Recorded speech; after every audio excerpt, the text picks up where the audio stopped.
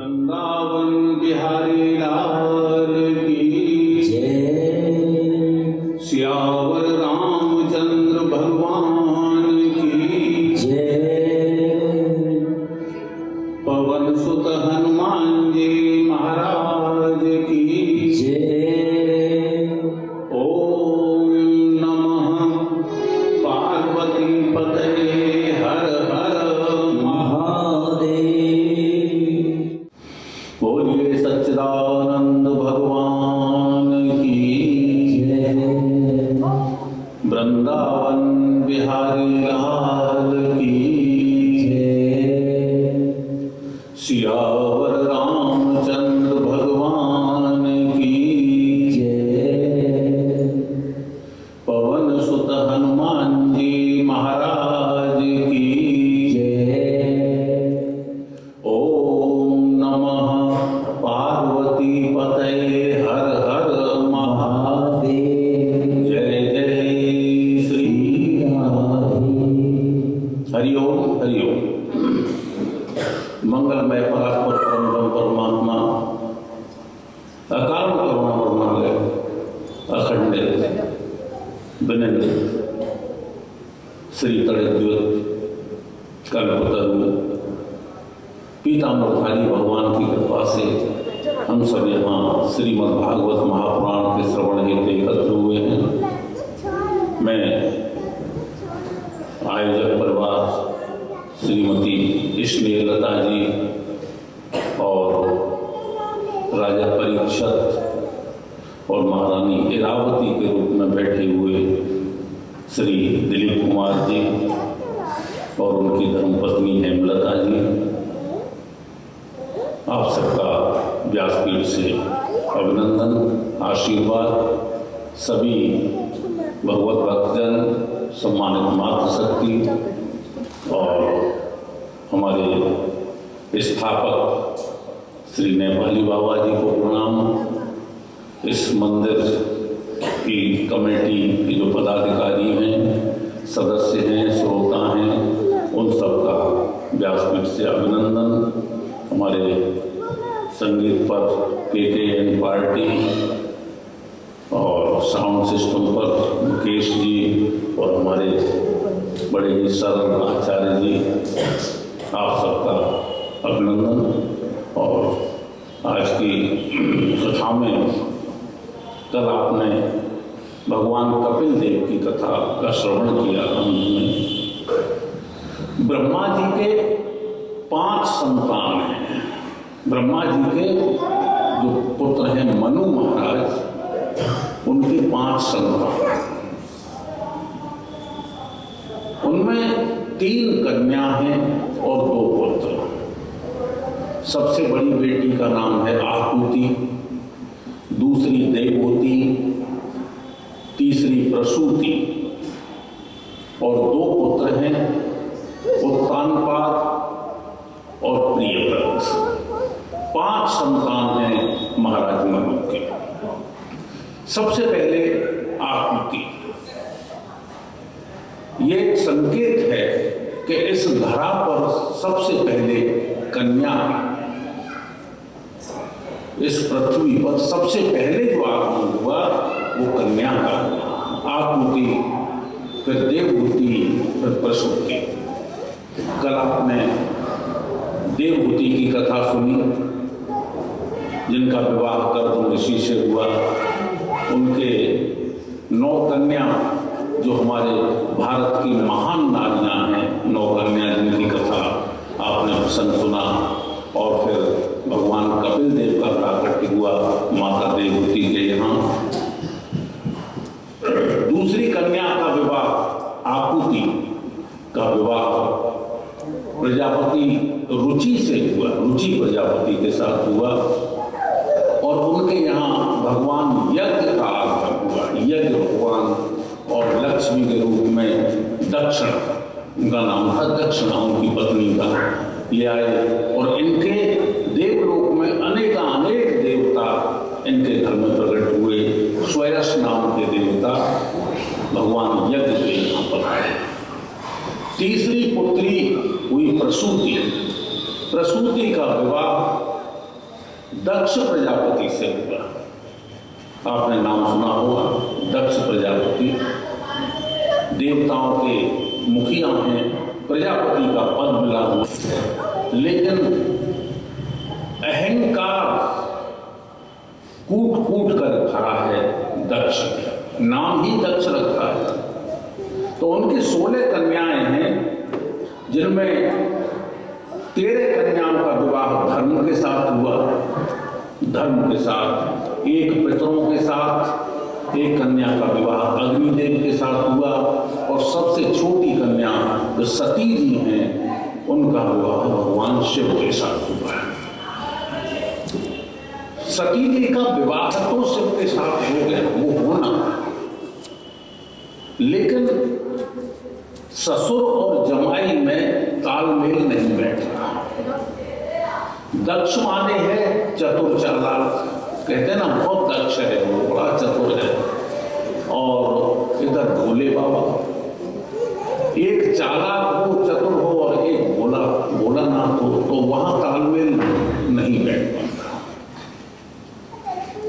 बेटी सुखी नहीं है, मेरी बेटी का विवाह तो हो गया शिव से, लेकिन बेटी सुखी नहीं है, रहने को घर नहीं है, और पहनने को कपड़े नहीं है, खाने के लिए कोई व्यवस्था नहीं है, फल फूल वहां मिल जाए तो खा लो।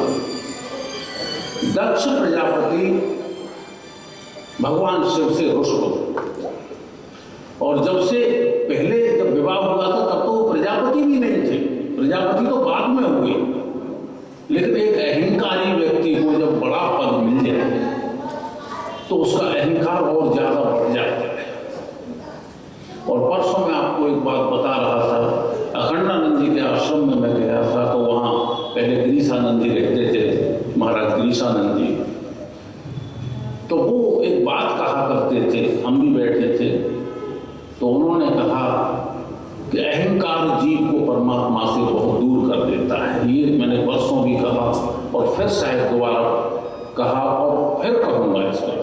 छोटी सी बात और बड़ी कीमती बात, अहंकार जीव को परमात्मा से दूर कर देता है, विनम्रता जीव को परमात्मा के निकट लेकर आती है। ध्यान रखना, जब आप विनम्र भाव में हो, सहनशील भाव में हो, समर्पित भाव में हो, तो समझ लेना कि परमात्मा हमारे अत्यंत निकट है। इस बात का ध्यान रखना। द्वेष करने लगे भगवान शिव से, भगवान से द्वेष। देखिए दक्ष मेरा अपमान कर दिया, मैं सभा में गया और 33 करोड़ देवताओं में से 32 करोड़ 99,99,999 देवताओं ने खड़े होकर मेरा सम्मान किया, और ये शिव है, ये खड़ा नहीं हुआ मेरे आगमन पर। अरे ब्रह्मा जी खड़े नहीं हुए, ठीक है, तू ब्रह्मा जी के बगल में बैठा है, ब्रह्मा तो मेरे गुरु हैं। दक्ष कहता है ब्रह्मा जी तो मेरे गुरु हैं, वो खड़े नहीं हुए, कोई बात नहीं, लेकिन ये तो दमाद है, इसको तो खड़ा होना चाहिए जब मैं आया हूं। भोले बाबा भजन में लगे थे, चिंतन में लगे थे, वो तो हर क्षण राम का भजन करते हैं। भगवान शिव जैसा भक्त कौन होगा भगवान राम का? एक क्षण भी राम का नाम मुख से छूटता नहीं है, एक क्षण को। राम रामेत रामेत रमे रामे मनोरमे सहस्र नाम ततुल्यम श्री राम नाम वरानने। पार्वती से कहते हैं कि हे वरानने, हे सुंदरी, वरानने माने हे सुंदरी, एक राम का नाम सहस्त्रों नाम से भी ज्यादा श्रेष्ठ है। हर क्षण राम का नाम उनके कंठ में निवास करता है। भोले बाबा खड़े नहीं हुए और रुष्ट हो गया दक्ष। तो दक्ष सोच रहा है कि मैं इसका अपमान कैसे करूं, और उसका अपमान करने के लिए दक्ष ने कनखल में एक बहुत विशाल यज्ञ का आयोजन किया। कनखल हरिद्वार में दक्ष मंदिर है, वहां गए हम शायद कभी, और वो इसलिए किया, मुझे इसका अपमान करना है, केवल यही एक उद्देश्य था उस यज्ञ का। मैं इसे बुलाऊंगा नहीं, सभी देवता पूछेंगे कि शिव जी नहीं आए, तो मैं कहूंगा कि वो नहीं आया, वो निठल्ला निकम्मा नहीं आया। उसका भगवान शिव का अपमान करने का एक उद्देश्य लेकर के, है ना। देखो एक छोटी सी बात मुझे याद आई। एक सेठ जी थे और उनकी माता मां मर गई। बड़े सेठ थे, उन्होंने 13 की और 13वीं बड़े ठाटबाट से की, बहुत अच्छे स्तर से की। और सेठ जी तो बड़े समर्पित थे, स्वयं ही परोस रहे थे, सबको परोस रहे थे। पड़ोस का एक आदमी उनसे बड़ा द्वेष करता था, बड़ी जलन रखता था उनसे, पड़ोस का आदमी। लेकिन सेठ जी को पता नहीं था कि ये मुझसे इतना जलता है, द्वेष रखता है। उसका भी निमंत्रण था और वो भी आ गया।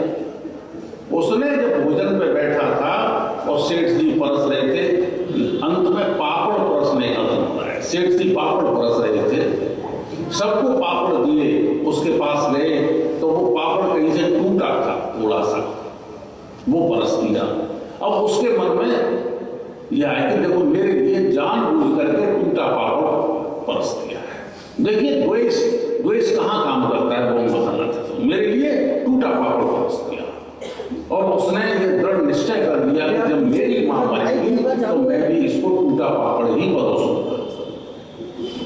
जब मेरी मां मरेगी, उसके अंदर जलन हो गई इतनी। अब घर जाके रोज भजन करे कि मेरी मां मरे, मेरी मां मरे, मेरी मां मरे, तो जल्दी मां मर जाए तो मैं अपने अपमान का बदला इससे ले लूं। मेरा बड़ा अपमान किया है, मैं इसको टूटा पापड़ परोसूं। अब कुछ दिन तक मां नहीं मरी और बड़ा चिंतित, कहीं ऐसा ना हो कि मां के मरने से पहले सेठ जी मर जाए और मैं बदला भी न ले पाऊं, तो बड़ी दिक्कत हो जाएगी, है। लेकिन चलो भगवान ने उसकी सुन ली। और उसकी माता जी गरीब आदमी था, तो उसका मुझे इसी स्टैंडर्ड से करना है, तो उसने अपना खेत बेच के पैसा लिया और केवल इसलिए कि मुझे अपमान का बदला लेना है जो दक्ष कर रहा है। खड़ा नहीं हुआ तो इस अपमान का बदला लूंगा। मैं क्या करूं, एक यज्ञ करूं। देखो आदमी कितना गिर जाता है कि अपमान करने के लिए, और मैं यज्ञ करूं। और जब उसने अपना 13वीं संस्कार किया और पीछे पापड़ परोसे और पापड़ ले करके, और सेठ जी भोजन कर रहे थे, उनके सामने टूटा पापड़ तोड़ के और रख दिया। और सेठ जी बड़े प्रसन्न, और ठीक है आप कि मैंने बदला ले लिया। बड़ा खुश हुआ कि मैंने बदला ले लिया। तुमने मुझे जब तुम्हारी मां मरी थी तो टूटा पापड़ परसा था, आज मैंने अपना बदला ले लिया। और उस बदले के लेने के लिए उसको खेत बेचना पड़ा। वैसे गरीब आदमी था, छोटे स्तर से कर लेता, लेकिन बदला लेना था, पापड़ भी परसने थे और दावत भी वैसी करनी थी। तो आदमी कितना गिर जाता है द्वेष का। एक आध्यात्मिक बात थोड़ी सी आप पकड़ लें इस बात को। लक्ष्य निकृष्ट है।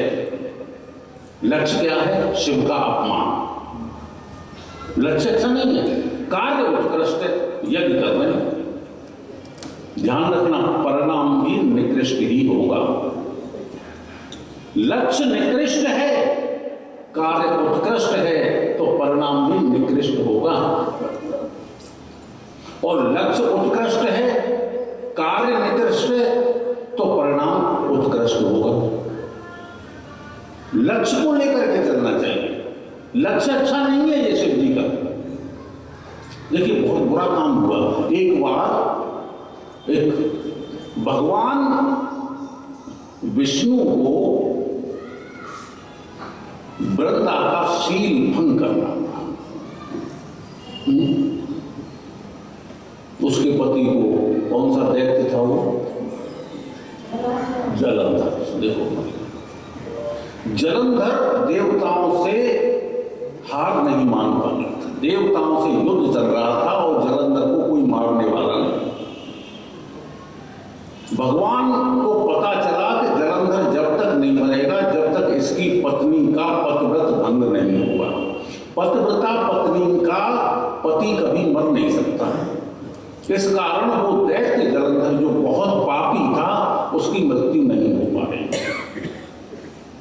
चूंकि वो इतना दुष्ट था कि वो न जाने कितनी स्त्रियों को दुख दे चुका था, कितनी स्त्रियों का हरण किया था, लेकिन पत्नी पतिव्रता थी तो जलंधर नहीं बन पाता। देवताओं ने सभा की और ये निश्चय किया कि इसकी पत्नी वृंदा का शील हरण किया जाए तो जलंधर को मारा जाए। और ये काम भगवान विष्णु के से भगवान विष्णु ने जलंधर का रूप रख करके और घर में प्रवेश कर दिया। जलंधर का रूप रख करके वृंदा के पास पहुंच गए। जलंधर युद्ध में और वो जलंधर का रूप लेकर के वृंदा के पास पहुंच गए। और वृंदा तो प्रसन्न हो गई, मेरे पतिदेव आ गए, और वृंदा का स्पर्श कर दिया। जैसे ही स्पर्श हुआ उसी क्षण वहां जलंधर मारा गया। जलंधर का सिर इंद्र ने धड़ से अलग कर दिया और वो सिर सीधा घर पर आ गया, महल में ही आ गया सिर। और वहां पर भगवान विष्णु उसी रूप में खड़े हुए। जब वो सिर आया तो उसने कहा, अरे वृंदा मैं ये हूं, मुझे पहचान, सच्चा जलंधर मैं हूं, ये कोई कपटी है।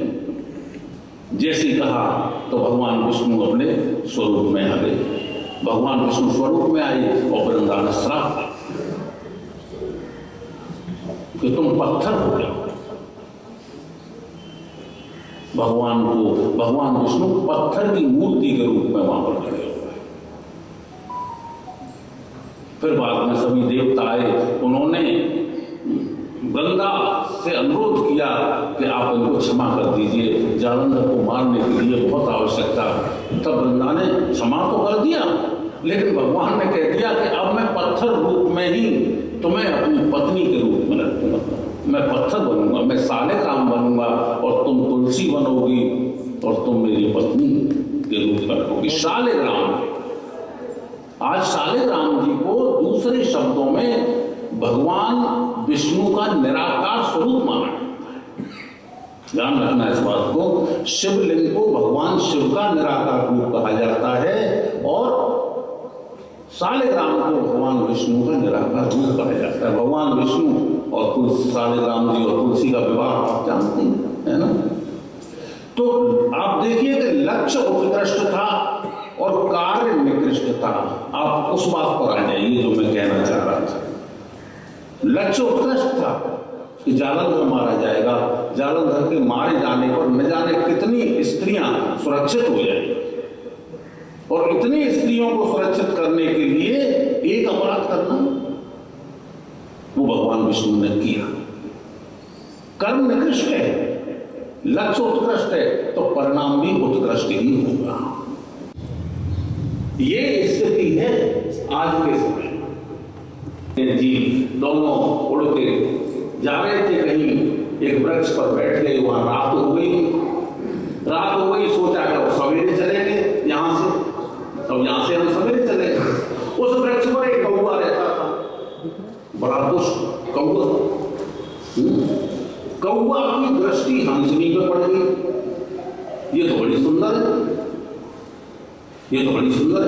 और बड़ा परेशान। और कौवा तो बड़ा चालाक होता है, कौवा हंस बहुत सीधा होता है, हंसनी।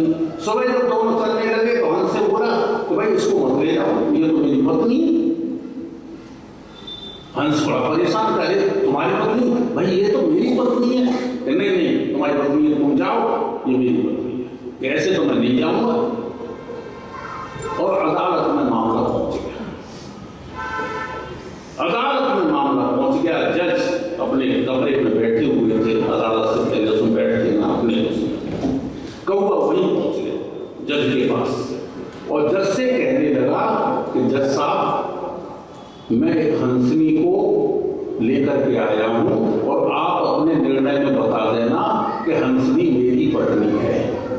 हंसनी आ जाए, मेरी पत्नी बता दे। जज ने कहा, मैं क्यों बता दूं, ऐसे गलत क्यों बता दूंगा? हंसनी कौवे की पत्नी कैसे हो सकती है? तो उनके जज साहब, आप जानते नहीं मैं कौवा हूं, मुझे आज भी ये पता है कि आपके माता पिता इस समय कहां हैं और किस स्थिति में। कौवा बता देता है। अब जज साहब को लोग आ गया कि ये तो मेरे माता पिता के बारे में बताएगा।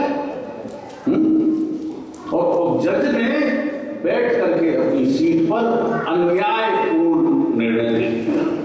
अन्याय लिख दिया सुनवाई करने के बाद कि ये हंसनी कौआ की पत्नी है। अब अपने कक्ष में चले गए जज और उससे कहा नौकर से उसको कौए को बुलाओ। अब मुझे बताया मैंने उसका निर्णय कर दिया।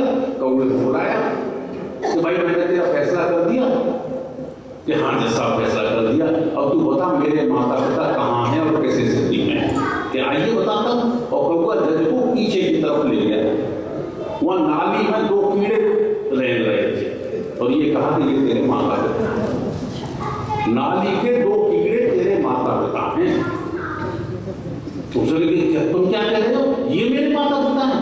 कि हाँ, जिसका बेटा जज की कुर्सी पर बैठकर अन्याय करता है, झूठ बोलता है, उसके माता पिता यही जज की कुर्सी पर बैठ करके जो अन्याय कर वही कौआ है। माता पिता के कर्मों का फल संतान को और संतान के कर्मों का फल माता पिता को भोगना। अकाल पड़ा पिता के कर्मों के वैध के कारण, अकाल पड़ा तो पृथु जो भगवान पृथ्वी को मारने के लिए दौड़े करता।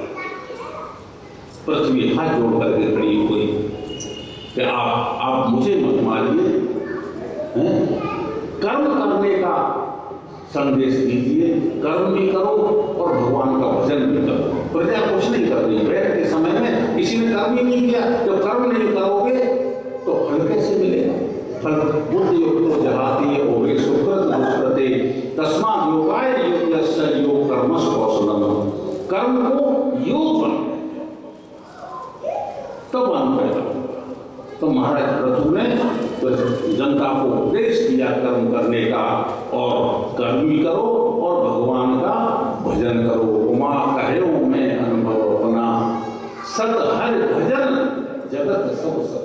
देखो भगवान से कितने प्रेम से पार्वती जी से कहते हैं कि मैं अपना अनुभव कह रहा हूँ, जितना मैं जानता हूँ। और भगवान सबसे ज्यादा इस जगत में जानता कौन है? उमा कहो मैं अनुभव अपना, मेरा अनुभव है। सत हरि भजन जगत सब सपना। ये पूरा संसार पूरा जगत स्वप्न की भांति, पूरा जगत स्वप्न ही तो है। आप इस समय स्वप्न में तो चल रहे हैं। आप इस समय कहां हैं? आप स्वप्न में चल रहे हैं। राजा जनक ने रात में स्वप्न देखा कि मैं भिखारी बन गया हूं। फटे कपड़े राजा जनक के पास और भूखा है, खाने को कुछ नहीं है, इधर उधर भाग रहा है, कुछ मिल जाए। कई चावल पड़े मिल गए, उसको उठा लिए। चावल पड़े मिले, उठा लिए और बस खाने को हुए कि कुत्ते ने वो चावल छीन लिया हाथ से। और राजा रोने लगा। आंख खुल गई। राजा को पसीना आ रहा है और अभी तक रोना बंद नहीं हो रहा है राजा का। जैसे ही आंख खुली तो जितनी दासियां सामने खड़ी थी राजा के, उन्होंने सबने प्रणाम किया। महाराज प्रणाम, महाराज प्रणाम। और देख के कहने लगे कि तुम कौन हो? कि महाराज हम आपकी दासी हैं। हम तो नित्य आपको सुबह प्रणाम करते हैं जब आप उठते हैं। मेरी दासी? अरे मैं तो खुद ही भिखारी था। नहीं महाराज आप राजा हैं, हम आपकी दासी हैं। दासियों को ये लगा कि महाराज की तबीयत ठीक नहीं। वो सुनैना जी को बुला लाई, उनकी पत्नी को, और सुनैना जी आई और उन्होंने प्रणाम किया अपने पतिदेव को, महाराज जनक को। तो कहते तुम कौन? अरे महाराज मैं सुनैना हूँ, आपकी पत्नी। मेरी पत्नी इतनी सुंदर? हाँ महाराज मैं आपकी पत्नी हूँ, आप महाराज हैं। नहीं, गुरुदेव के पास जाना। अष्टावक्र जी के पास गए। अष्टावक्र जी से जाकर के बताया। अष्टावक्र जी ने कहा कैसे आए? तो महाराज मैंने एक स्वप्न देखा। कि क्या देखा? कि मैं सपने में भिखारी बन गया हूं, अब मैं राजा हूं। वो सही था कि ये सही है? वो सही था या ये सही है? अष्टावक्र जी ने कहा राजन न तो वो सही था और न ये सही। ये संसार में भी हम आप न जाने कितने वर्ष जीते हैं, और जब हमारी मृत्यु होगी वहां हमारी आंख खुलेगी, पता चलेगा कि हम तो स्वप्न देख रहे थे,